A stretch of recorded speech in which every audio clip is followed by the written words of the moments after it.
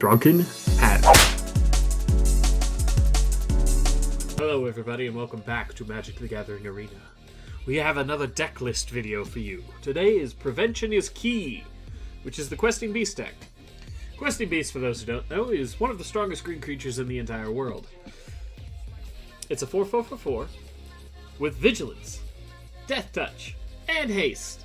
Because, you know,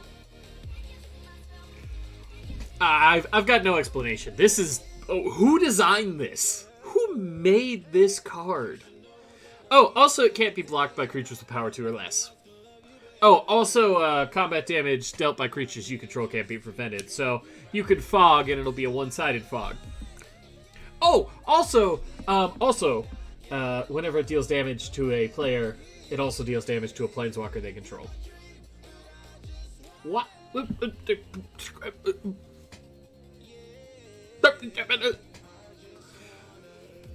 The card is bullshit. It should have never been created. Like, what? I don't even understand the Death Touch part. Like, yeah, it's got a stinger, but, like, why? Anyway, it's ridiculously powerful, and the line combat damage dealt by creatures you control can't be prevented is the key reason why I built this deck. Yeah, it's really, like, oh, what's the right words to describe how much nonsense it is to drop a haze of pollen, have all of your opponent's creatures die, and then have none of yours die. It's just, like, it attacks on the same turn you play it. It has Vigilance, so it can also block on the same turn you play it. And it has Death Touch, so it can block or be blocked by anything and it will kill it. Ugh. And if you... say you swing with it, right? And your opponent blocks with some big thing. You fog. It deals damage. Your opponent doesn't. The thing dies because Death Touch. It's absolutely mad. And throwing a Black Blade on it is just... I mean, if you thought a 4/4 Death Touch, Vigilance, Haste was strong, imagine if it was an 11/11. But yes, I've just got all kinds of combat tricks and, like, just kind of green, putting out the big things, you know, Raizen, Galta, Rampaging Brontodon, just big creatures. There's a little bit of a trample enabling thing. But aside from that, it's just, like, it got some snow. Tenacious Pup is also an amazing card.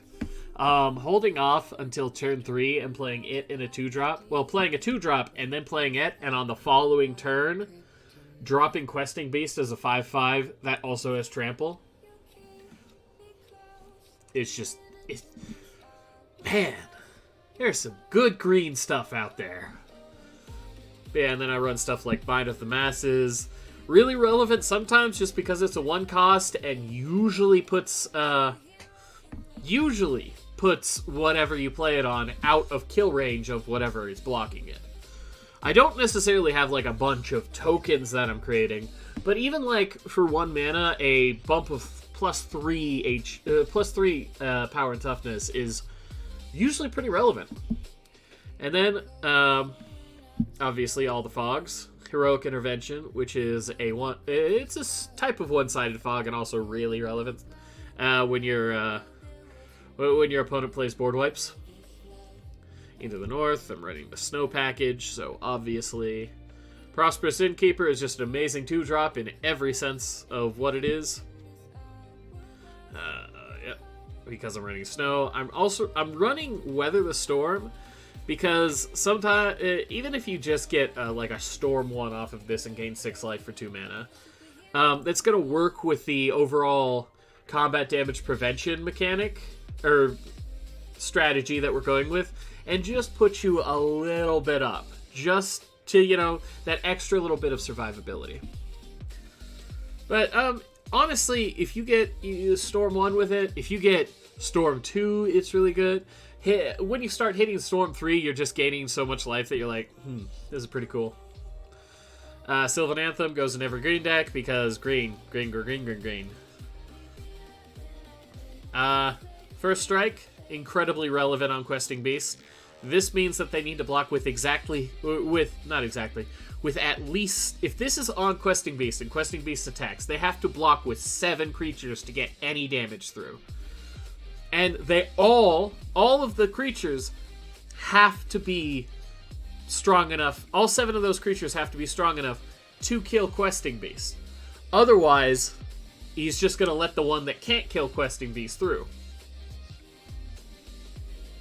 So with God Pharaoh, doesn't work with Questing Beast directly, but in the sort of aggro package that I'm running, it can finish games.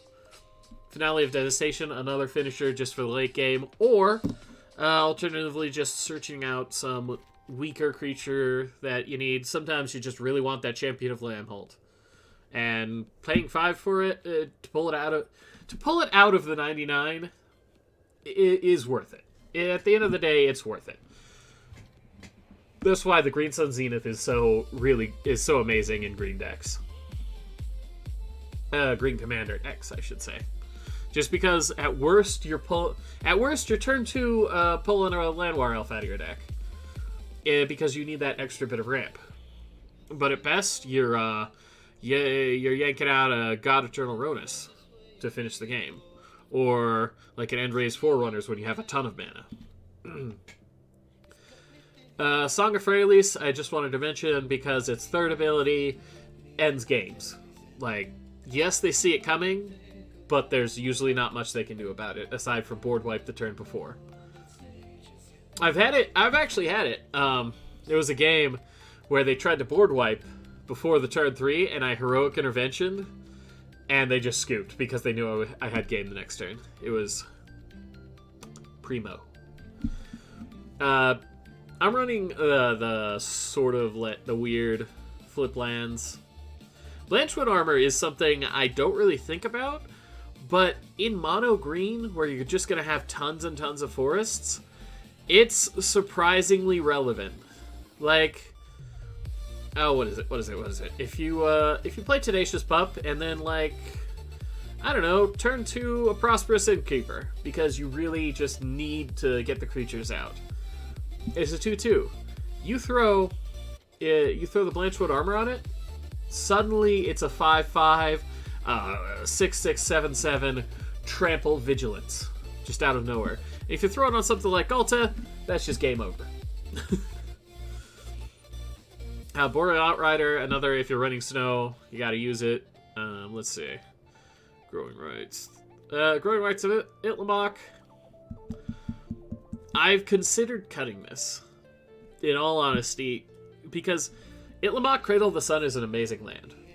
Growing Rights of Itlamok is a really good, like, you get a creature. But, and here's the big but, usually when this flips, I'm already in a position to win the game. Because I've gotten my creatures out, and I'm about to swing at their face for a bunch. In things like, specifically in like the green Stompy deck. Because I'm honestly not spamming out a bunch of creatures, so I can't flip it super easily. Now in a deck like an Elf deck, or like a Sporling, or a Fungus deck, or like any kind of, like just little deck like that, that's where you play that card. That's where you play, whatever it is, Growing Rights. Because then it can flip like turn 3 or so, like when you play it. But yeah, that's just a little bit about that. Cemetery Prowler, I haven't gotten to play this card in, no matter what deck I put it in, I haven't gotten to play it yet. So I don't know. And this is like the same one-sided board wipe, which is pretty cool. A Circle of Dreams goes in every green deck. Heraldic Banner goes in every monocolor deck. Replicating Ring, I'm considering removing, just because it's not great. It's not great. Yes, I do kind of want that ramp, but on the whole, I don't want to spend 3 mana for the ramp. Spirit of Aldergard, best creature ever. Best green, 4-drop, uncommon of all time, in Arena. Get you a land, and its power is usually 4+. So, hey, 4, 4, 4, 4, usually pretty good. I don't know why people don't run Vastwood Surge more, because it is literally just not circuitous route, but it's just, I don't know, because circuitous route, if you're running a multicolored deck, you want to be able to grab the gates, but like people will run the I forget what it's called, but they run the normal version of this that just fetches 2 basic lands for the same cost. It does the same thing for the same cost, but it doesn't have that extra effect. And this kicker, putting 2+1/+1s on every creature you control, can finish the game. So it's like 8 mana, get 2 lands, boom. I wish it would temporary. I wish the +1/+1 counters were there, but also I wish they would have gained like a trample until end of turn. That would really let you finish out games. You Meet in a Tavern is basically that other card that I forget what it is. Collected Company. Which I'm pretty sure I have, and I don't know why that's not in the deck. I'll have to look it up. Not much to say about this. It's a 4/4 trample haste for 4. 4/4 for 4s are pretty good. Especially when they've just got all the keywords. I like the Planeswalker. Leave me alone.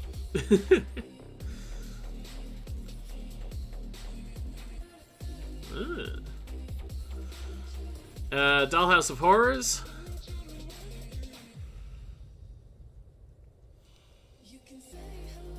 I'm not sure why this is in here. I think I just enjoyed the flavor of it. Fuck you, game. They really just need to put Overrun in this game. Like, it's not that strong, Wizards. Overrun is not that strong. Friggin' Overcome. Ronus, again, game finisher.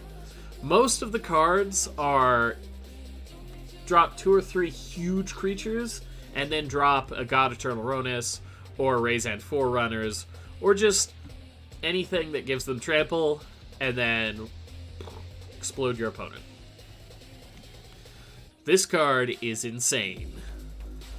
A, it has hexproof on both sides. B, it's buffing creatures you control.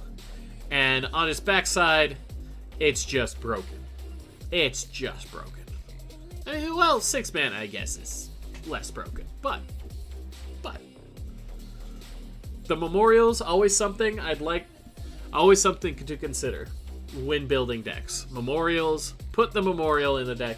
Unless you are 4 or 5 colors. Then you're kind of leaning, but like even 3 colors, I'd at least put one of the Memorials in of your colors. And if you're running like black-blue, use both Memorials, because one draws you cards, the other gets you cards back. Both things that blue-black likes doing.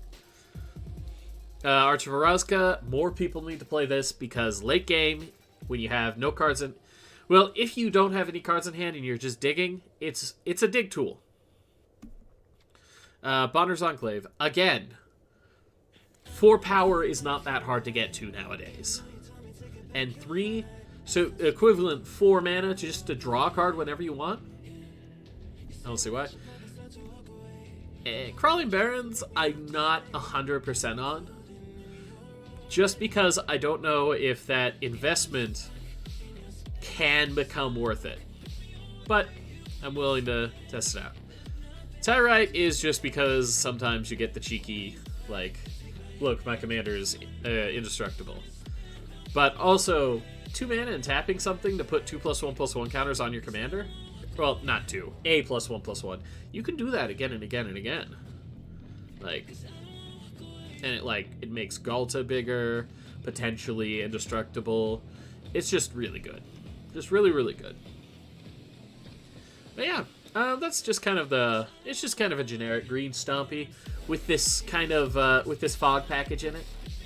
I just think the fogs are just cheeky. You can get in, and having just all fogs be one-sided fogs is just chef kiss. Beautiful. Thank you. Thank you all for watching. If you liked it, or go ahead and show me those thumbs. Give it a like. If you really liked it, consider checking out my channel, where you can see this deck in action. And see that I upload Magic the Gathering content daily. Thank you once again for watching. Bye-bye. Drunken Hat.